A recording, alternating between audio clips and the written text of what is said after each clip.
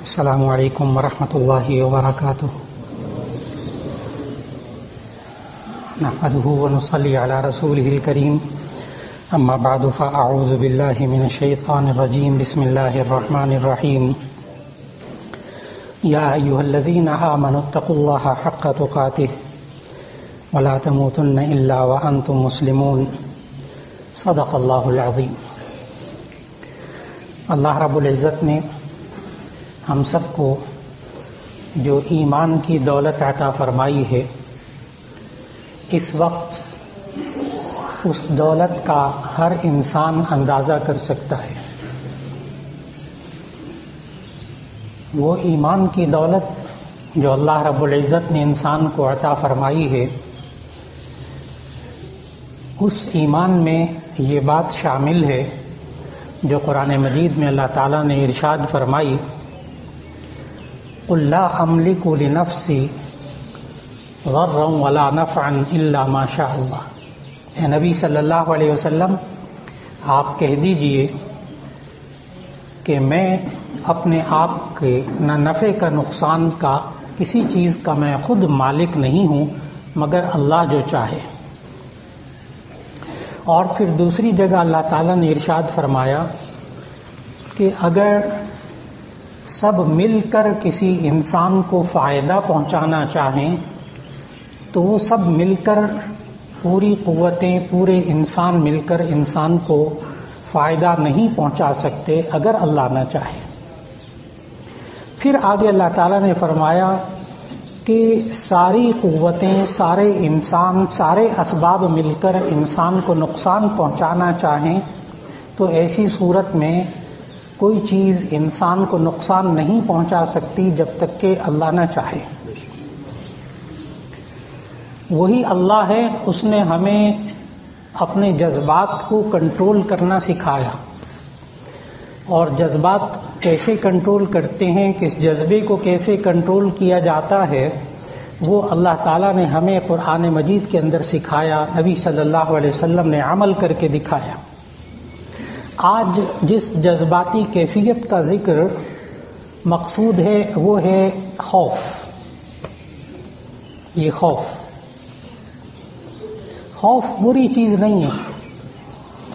جس طرح میں ہر جذبے کے بارے میں عرض کرتا چلا کہ یہ جذبات اللہ تعالیٰ نے انسان کے اندر خود رکھے ہیں، لیکن اس جذبے کو ہم نے اللہ اور اس کے رسول صلی اللہ علیہ وسلم کے حکم کے تابع کرنا ہے. اگر لوگ یہ کہنا شروع کر دیں جناب آپ ہاتھ نہیں ملاتے، آپ سنت پر عمل نہیں کرتے، آپ ہاتھ کیوں نہیں ملا رہے، اللہ سے ڈریں، ایمان پر، اللہ پر ایمان رکھیں، یہ جملے سننے کو مل رہے ہیں. یہ آپ نے ماسک کیوں لگایا ہوا ہے، مولانا آپ کو تو کم از کم اللہ پر ایمان رکھنا چاہیے، توکل کرنا چاہیے، یہ آپ نے کیوں لگا لی. ہاتھ دھونے لگے، کہتے ہیں اللہ پہ توکل کریں. نبی صلی اللہ علیہ وسلم نے صحابہ کرام رضوان اللہ علیہ مجمعین کے خوف کی تربیت کی اور توکل سمجھایا.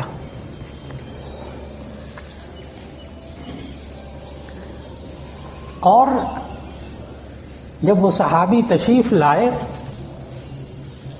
اور نبی صلی اللہ علیہ وسلم نے پوچھا کس سواری پر آئے ہیں، تو وہ کہنے لگے جی اونٹ پر آیا ہوں. نبی صلی اللہ علیہ وسلم نے پوچھا کیا اونٹ کو باندھ کر آئے ہیں؟ ان صحابی نے کہا جی یا رسول اللہ صلی اللہ علیہ وسلم میں اللہ پہ توکل کر کے اس کو کھلا چھوڑ کے آیا ہوں. تب نبی صلی اللہ علیہ وسلم نے فرمایا اذهب واعتقل وبعد ذلك توکل، او کما قال علیہ الصلوۃ والسلام، جائیے پہلے اونٹ کو باندھ کر آئیے پھر اللہ پر توکل کیجیے. پہلے اونٹ کو باندھ کر آئے، پھر یا اللہ تو ہی حفاظت کرنے والا ہے، میں نے تو اسباب جو اختیار کرنے تھے کر لیے. سمجھایا نبی صلی اللہ علیہ وسلم نے ساری زندگی کے اسباب اختیار کرو اور بھروسہ اللہ پر کرو. ہم سے غلطی کیا ہوتی ہے کہ ہم اسباب اختیار کر کے انہی اسباب پر بھروسہ کرتے ہیں. میں نے یوں ماسک لگایا تھا، میں نے یوں ہاتھ دھوئے تھے، میں نے یوں کیا تھا، لہذا میں بچ گیا. میں نے اپنے گھر کو یوں صاف کیا، میں نے یوں کیا، میں ہاتھ بھی نہیں ملاتا تھا، میں یوں نہیں کرتا تھا، لہذا میں بچ گیا. نہ تھوڑا سا جملہ درست کر لیں. میں نے احتیاطی تدابیر پر عمل کیا، اللہ نے مجھے بچا لیا. بہت آسان باتیں، کوئی فلسفہ، کوئی ٹیڑھی میڑھی بات نہیں. پھر یہ انسان کے اندر جو خوف رکھا گیا ہے، یہ اللہ ہی نے انسان کے اندر رکھا ہے. لیکن اس خوف کی نا آپ ترتیب ذرا قائم کر لیجئے. سب سے زیادہ خوف کس چیز کا ہونا چاہیے، پھر اس سے کم، پھر اس سے کم، پھر اس سے کم، پھر اس سے کم. نبی صلی اللہ علیہ وسلم کی حدیث، نبی صلی اللہ علیہ وسلم نے ارشاد فرمایا،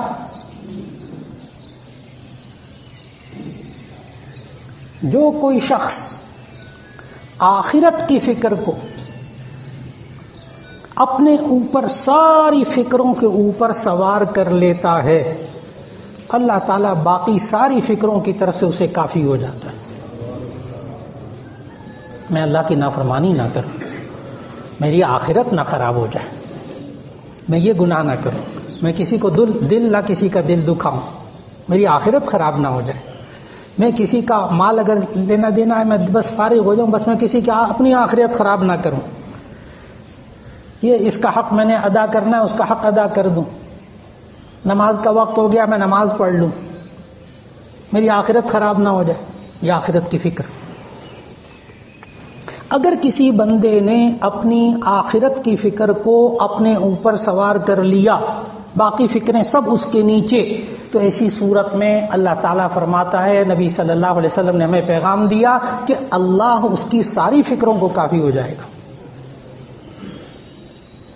اور پھر آگے حدیث کا جملہ سننے والا ہے، اگر اس بندے نے دنیا کی فکروں کو اپنے اوپر سوار کر لیا، دنیا کی فکروں کو، دنیا کے خوف کو اپنے اوپر سوار کر لیا، اور اللہ اور آخرت کی فکر کو بھول گیا، تو اللہ کو اس بات کی کوئی پرواہ نہیں کس گڑھے میں جا کر گرتا ہے. یہ حدیث کے الفاظ کا ترجمہ کیا ہے میں نے. اللہ کو اس کی کوئی پرواہ نہیں کس گڑھے میں جا کے گرتا. لہذا اب ان حالات میں ہمیں کیا کرنا چاہیے؟ نبی صلی اللہ علیہ وسلم نے تو ارشاد فرمایا، لا عدوى ولا صفر. بخاری شریف کی حدیث ہے، باب الطب کی. بس مختصر سی بات ہوگی، اور اس میں آپ نے پوری دینی رہنمائی سمجھنی ہے کہ ہمیں ان حالات میں دینی رہنمائی ہماری کیا ہے قرآن و سنت کی روشنی میں. نبی صلی اللہ علیہ وسلم نے فرمایا، لا عدوى ولا صفر ولا حامہ. لا عدوى، بیماری ایک دوسرے سے نہیں لگتی. بخاری شریف کی حدیث. آپ کے ذہن میں جو بات ہے، اس وقت نبی صلی اللہ علیہ وسلم کے سامنے بیٹھے ہوئے دیہاتی کے ذہن میں یہ بات آ گئی تھی. وہ صاحب کھڑے ہو گئے نبی صلی اللہ علیہ وسلم کے سامنے، عرض کیا، یا رسول اللہ صلی اللہ علیہ وسلم، آپ فرماتے بیماری ایک دوسرے سے نہیں لگتی. یہ بخاری شریف کی حدیث سنا رہا ہوں، ابواب الطب کی. آپ فرماتے ہیں بیماری ایک دوسرے سے نہیں لگتی، حالانکہ ہمارے تندرست اونٹ موجود ہوتے ہیں، لیکن ان میں ایک خارش زدہ اونٹ آتا ہے اور سارے اونٹوں کو خارش لگ جاتی ہے. یہ تو ہم عام دیکھتے ہیں، آپ کہتے ہیں بیماری نہیں لگتی ایک دوسرے سے. سوال کر دیا. یہ سوال بھی موجود بخاری شریف میں. نبی صلی اللہ علیہ وسلم نے جواب دیا. جواب میں سوال کیا اس دیہاتی سے اور پوچھا، فمن اجرب الاول. بس دیہاتی بڑے ذہین ہوتے ہیں، جو بندہ ذہانت سے سوال کرتا ہے تو جواب بھی ذہانت والا ہوتا ہے. نبی صلی اللہ علیہ وسلم نے اس سے سوال کیا جواب میں، فمن اجرب الاول، اس پہلے اونٹ کو خارش کہاں سے لگی تھی؟ وہ دیہاتی چپ کر کے بیٹھ گئے. سمجھ میں آ گیا اس کو پھر کہاں سے لگی، اس پہلے والے کو پھر کہاں سے لگی، اس سے پہلے والے کو کہاں سے لگی. پھر نبی صلی اللہ علیہ وسلم نے یہ سمجھا دیا. سمجھانے کے بعد پھر بخاری شریف کی اسی حدیث، اسی جہاں یہ حدیث ہے اسی صفحے پر یہ حدیث موجود ہے باب الطب کے اندر، کہ نبی صلی اللہ علیہ وسلم نے فرمایا، لا یوردن ممرض علی مصح. بیمار اونٹوں کو تندرست اونٹوں پر نہ اتارا جائے. یہ کیا بات ہوگی کہ بیماری دینے والا بھی اللہ، شفا دینے والا بھی اللہ، لیکن یہاں منع کیا جا رہا ہے کہ بیمار اونٹ جو ہوں ان کو، بیمار جانور، ان کو تندرست جانوروں پر نہ اتارا جائے. کیوں؟ احتیاط سکھائی، احتیاط سکھائی. اگر وہ بیمار اونٹ تندرست اونٹوں میں آپ نے اتارا اور باقی اونٹ بیمار ہو گئے، لوگ کیا کہیں گے؟ اس اونٹ نے بیمار کر دیا مجھے، میرے اونٹوں کو. اللہ کی طرف سے دھیان ہٹ جائے گا، اللہ کی طرف سے دھیان ہٹ جائے گا. یہ انسانوں کو کہنے لگے گا یہ اسے بیماری مجھے لگی، اسے لگی. اس لیے بیماری دینے والا اللہ، لیکن احتیاطی تدابیر سکھائیں. خود نبی صلی اللہ علیہ وسلم نے، جیسے آج کل یہ بیماریاں مختلف نکلی ہوئی ہیں، نبی صلی اللہ علیہ وسلم کے زمانے میں جو لا علاج بیماری تھی نا، لا علاج بیماری، اس وقت کی بیماریوں میں سے وہ جذام تھی، جذام، کوڑ.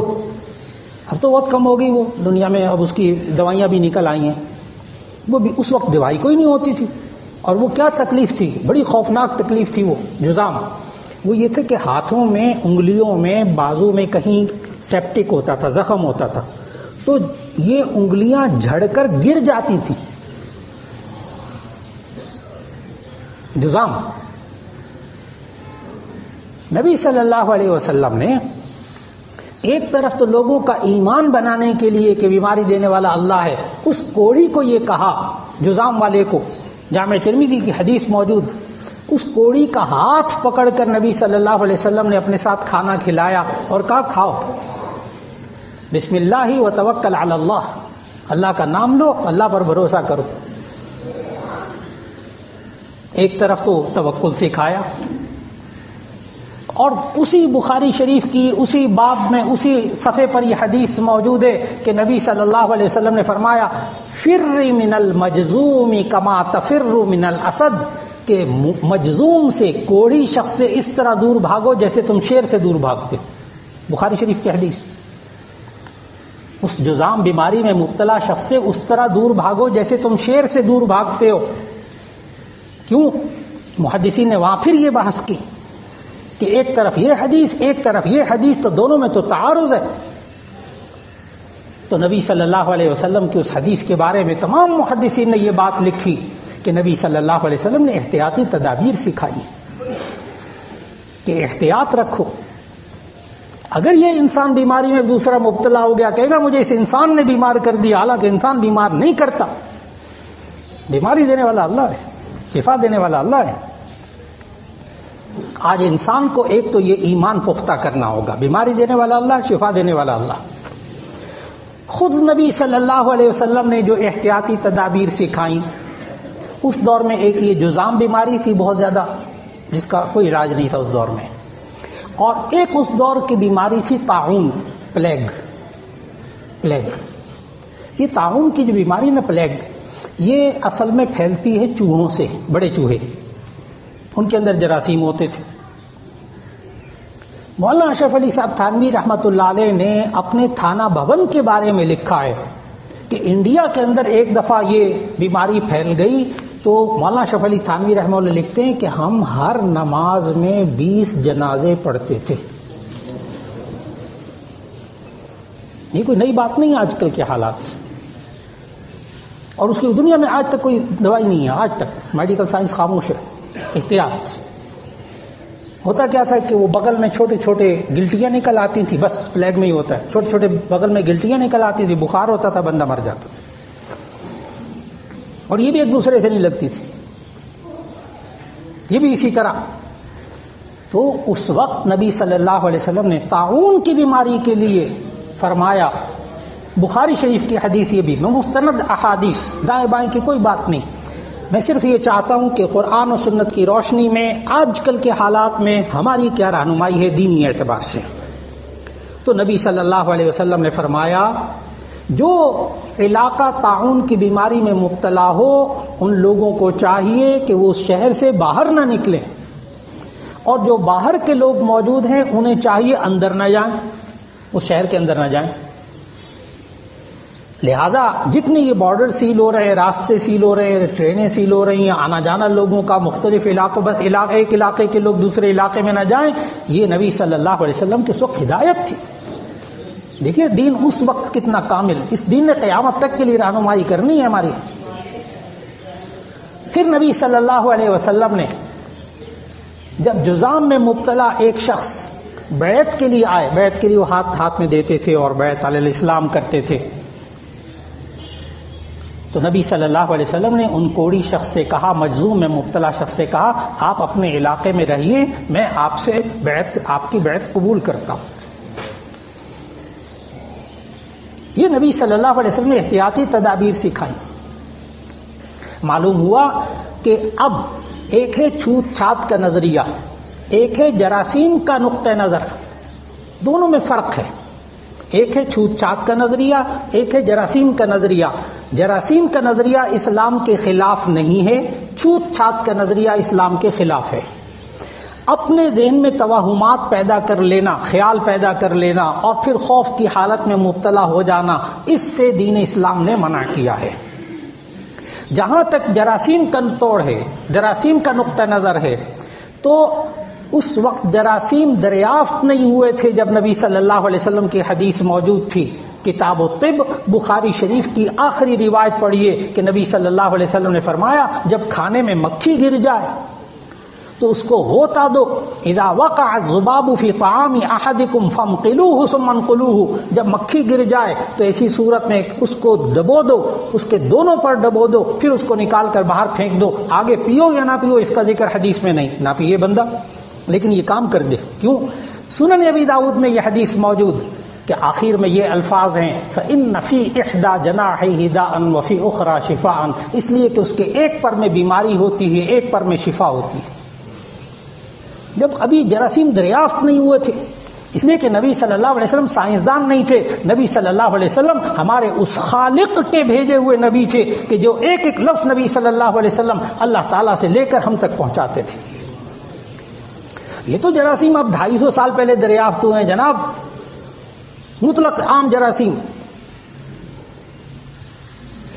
ایک نے جراثیم دریافت کیے اور ایک نے جراثیم کا توڑ دریافت کیا 250-300 سال پہلے صرف. بس الیگزینڈر فلیمنگ، عام میٹرک پاس ساتھی بھی سب سمجھ جائیں گے، بچے بھی نوجوان بھی سمجھ جائیں گے.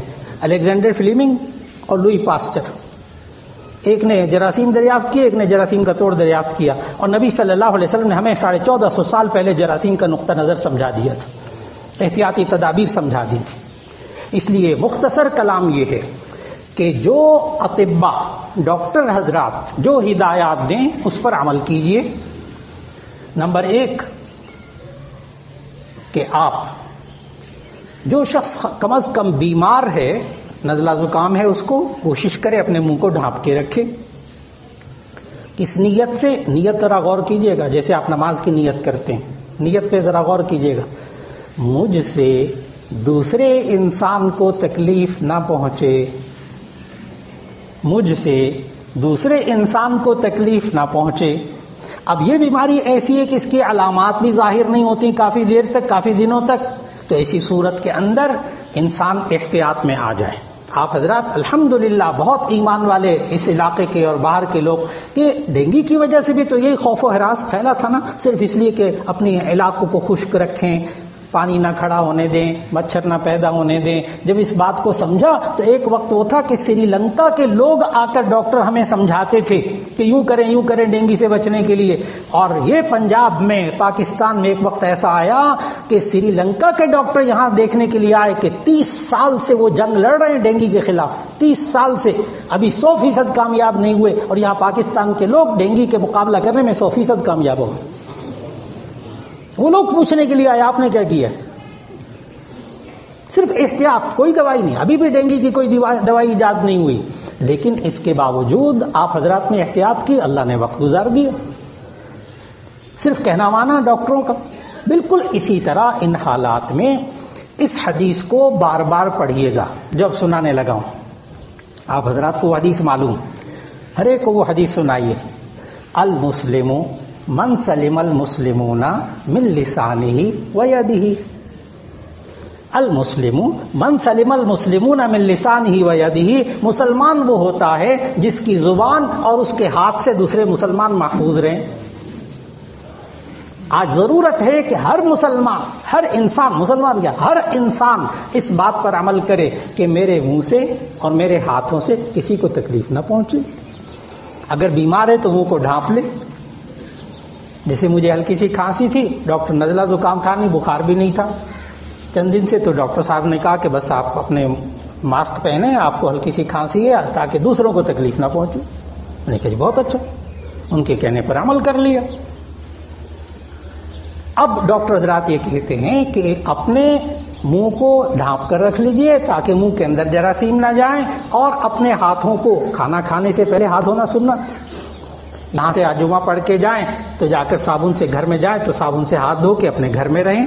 آپ کے ارد گرد گھر کے افراد محفوظ ہیں، نزلہ زکام بخار نہیں ہے، تو ایسی صورت میں اللہ تعالیٰ نے آپ کو گھر میں 100% محفوظ رکھا ہے۔ دیوار پھاند کے یہ جراثیم نہیں آئیں گے اس بیماری کے، ڈاکٹر کہہ رہے ہیں۔ اور یہ وہ بات ہے کہ جس پر آج چائنا نے عمل کر کے 100% قابو پا لیا۔ گزشتہ 24 گھنٹے میں تازہ ترین میں مطالعہ الحمدللہ کر رہا ہوں، ایک باریک باریک بات کا مطالعہ کیا کہ ایک وقت میں لاکھوں کیسز اور ایک وقت میں 24 گھنٹے گزشتہ ایسے گزرے ہیں کہ چائنا میں ایک کیس بھی رپورٹ نہیں ہوا، مرا نہیں، کیس رپورٹ نہیں ہوا، نیا مریض نہیں آیا۔ اتنی انہوں نے آگہی پیدا کر دی۔ صرف 2-3 چیزیں، اپنے منہ کو ڈھانپ کے رکھیے، ہاتھ اپنے دھوتے رہیے، اور ایک دوسرے کے ساتھ اپنا ہاتھ وقتی طور پر نہ ملائیں۔ بعض حضرات نے یہ سوال بار بار کیے کہ یہ تو ایمانی قوت کے خلاف ہے، مصافحہ کرنا سنت ہے، ہم سنت پر کیوں نہ عمل کریں؟ تو اس کا جواب یاد رکھ لیجئے گا، سلام کرنا سنت ہے، مصافحہ کرنا بھی سنت، لیکن اگر انسان احتیاطی تدابیر اختیار کرنے کی خاطر مصافحہ نہ کرے، یہ نیت کر کے مجھ سے دوسرے انسان کو تکلیف نہ پہنچے۔ ایک نیت یہ کہ میں اپنے آپ کو بچا لوں، ایک نیت یہ کہ میں اپنے آپ کو بچا لوں، یہ تو نفسی یہ بھی احتیاط ضروری ہے۔ لیکن اگر یہ نیت کر لیں گے کہ میں مصافحہ اس لیے نہیں کر رہا تاکہ دوسرے، یہ چند ہفتوں کی بات ہے، چند ہفتوں، ساری زندگی کی بات انشاءاللہ نہیں ہے، چند ہفتوں کی بات ہے۔ چائنا نے صرف ان اصولوں پر کنٹرول کر کے آج وہ 0 پر آ گیا ہے۔ اللہ تعالیٰ اس ملک کے اندر ایک ایک انسان کو اس بیماری سے محفوظ رکھے، اور جتنے بیمار ہیں اللہ تعالیٰ سب کو شفا عطا فرما دے۔ اور آخر میں عرض کر دوں، اگر ایسی کیفیت خوف کی آ جائے، اب خوف کی کیفیت کیا ہوگی؟ ہمیں آخرت کے خوف کو سب سے اوپر رکھنا ہے۔ آج کی بات کا خلاصہ آخرت کی فکر، کہ میری اس حالت میں اللہ اور اس کے رسول صلی اللہ علیہ وسلم کے حکم کی خلاف ورزی نہ ہو جائے۔ اگر ہو جائے تو توبہ اور استغفار، فوراً استغفر اللہ پڑھ لی تھی، استغفر اللہ الذی لا الہ الا هو الحی القیوم واتوب الیہ، یہ ہے رجوع الی اللہ۔ اس حالت میں اللہ کی طرف رجوع کرنا ہے، اللہ کا خوف، اللہ کا ڈر، آخرت کا فکر کہ ہم سے گناہ کوئی سرزد نہ ہو، یہ کوشش ہو جائے۔ اور اگر حالات ایسے ہوں تو ہمیں کیا کرنا چاہیے؟ یہ اللہ تعالیٰ نے قرآن مجید میں یونس علیہ السلام کے ذریعے سکھایا۔ یونس علیہ السلام کی قوم پر عذاب آنے والا تھا، قریب آ گیا، وہ پوری قوم، یہ پورے قرآن مجید کا مطالعہ کیجئے، صرف اور صرف یونس علیہ السلام کی قوم ہے، تمام اقوام میں سے پورے قرآن مجید کا مطالعہ کیجئے، صرف یونس علیہ السلام کی قوم ہے کہ جس پر آیا ہوا عذاب اللہ نے توبہ اور استغفار کی وجہ سے ٹال دیا۔ صرف ایک قوم ہے بس پورے قرآن مجید میں، لہذا توبہ استغفار کیجئے، تاکہ اگر یہ انسان کے اعمال کی وجہ سے ہے تو اللہ تعالیٰ استغفار قبول کر لے، قوم یونس کی طرح اگر یہ عذاب ہے تو اللہ ٹال دے۔ اور بسا اوقات انسان پر حالات آتے ہیں، وہ عذاب نہیں ہوتا، وہ آزمائش ہوتی ہے، اس سے درجات بلند ہوتے ہیں۔ جیسے یونس علیہ السلام خود پوری قوم بچ گئی اللہ کے عذاب سے، وہ عذاب تھا، لیکن خود اللہ نے حالات ایسے بنائے کہ یونس علیہ السلام مچھلی کے پیٹ میں چلے گئے، اندھیرا اور بڑا عجیب و غریب صورتحال، وہاں اللہ تعالیٰ نے خود کلمات سکھائے ہیں۔ یہ ذہن میں رکھیے گا جناب، مچھلی کے پیٹ میں پہنچانے والا بھی اللہ، مچھلی کے پیٹ میں پہنچانے والا بھی اللہ، اور ادھر سے اس سے بچنے کے لیے کلمات سکھانے والا بھی اللہ، اور وہ کلمات سکھائے لا الہ الا انت سبحانک انی کنت من الظالمین، اے اللہ تیرے سوا کوئی معبود نہیں، تیری ذات پاک ہے، میں ہی ظلم کرنے والوں میں سے تھا۔ لہذا آیت کریمہ خوب پڑھیے۔ حضرت یونس علیہ السلام کو اللہ تعالیٰ نے اس مشکل سے نجات دی تھی، اللہ ہمیں بھی نجات دے گا، اور اللہ نے وعدہ کیا ہے کہ فنجیناہ من الغم، ہم نے موسیٰ علیہ السلام یونس علیہ السلام کو اس تکلیف سے نجات دی تھی، وکذالک ننجی المؤمنین، اسی طرح ہم ایمان والوں کو نجات دیتے رہیں گے۔ تو انشاءاللہ العزیز اللہ تعالیٰ اس سے نجات دے گا۔ خوب توبہ اور استغفار کرنا ہے، اور لا الہ الا انت سبحانک انی کنت من الظالمین پڑھیے، اور کثرت سے وہ دعا مانگیے جو نبی صلی اللہ علیہ وسلم نے سکھائی، اللہم انی اسألک الصحۃ والعافیۃ۔ اب عافیت میں سب کچھ آ گیا، ساری وباؤں سے دوری، سب کچھ آ گیا۔ اللہم انی اسألک الصحۃ والعافیۃ، اے اللہ میں تجھ سے صحت اور تمام بیماریوں سے، تمام چیزوں سے عافیت مانگتا ہوں۔ اللہ رب العزت پوری انسانیت کو اس بیماری سے محفوظ فرما لے، خاص طور پر ملک پاکستان میں اللہ تعالیٰ سب کی حفاظت فرمائے، اور جو بیمار ہیں پوری دنیا کائنات میں پورے میں جو بیمار ہیں اللہ سب کو شفا عطا فرما دے۔